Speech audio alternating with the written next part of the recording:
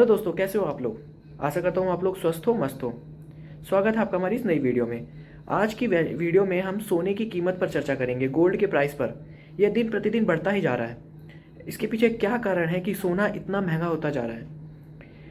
अगर आप आज के समय में 10 ग्राम गोल्ड खरीदना चाहते हैं तो वो लगभग 1,15,000 रुपये का आएगा। 2 साल पहले 2022-23 में उतना ही सोना आप लगभग 55,000 से 60,000 के बीच में खरीद सकते थे, और 2019-20 में आप लगभग 35 से 40,000 में 10 ग्राम सोना खरीद सकते थे। अब हम इस सोने की कीमत को दर्शाने वाले चार्ट को देखते हैं और इससे पता चलता है कि सोने की कीमत लगभग 6 से 7 साल में डबल होती है। अगर किसी कारणवश सोना 3 से 4 साल में डबल हो गया है तो वो अगले 7, 8 या 9 साल लेता है फिर से डबल होने में।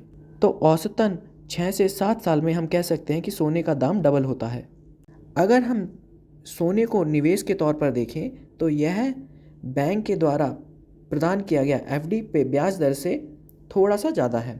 अगर हम वही पैसा बैंक की एफडी में रखें तो वो पैसा हमारा लगभग 8 से 9 साल में डबल होता है, लेकिन सोना उसी पैसे को 6 से 7 साल में डबल कर देता है। लेकिन 2020 के बाद सोने का दाम दिन प्रतिदिन बढ़ता ही जा रहा है। यह स्थिर रहने का या गिरने का नाम ही नहीं ले रहा। इसके पीछे क्या कारण है, आइए जानते हैं हम इसको डिटेल में। इसका मुख्य कारण है विश्व स्तर पर अस्थिरता।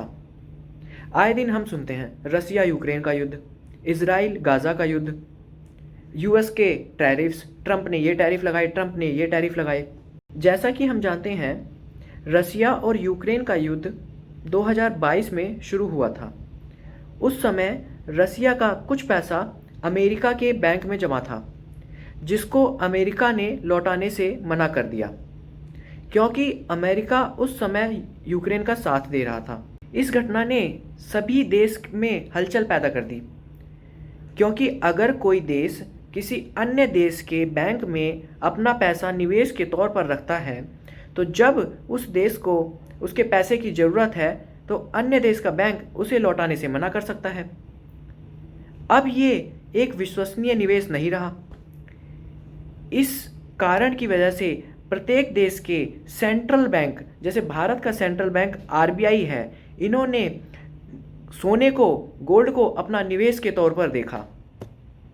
और फिर चाइना, भारत, पोलैंड और अन्य कई छोटे देशों ने सोने की भारी मात्रा में खरीदारी शुरू कर दी, जो साइकिल 2022 से 2024 तक चली।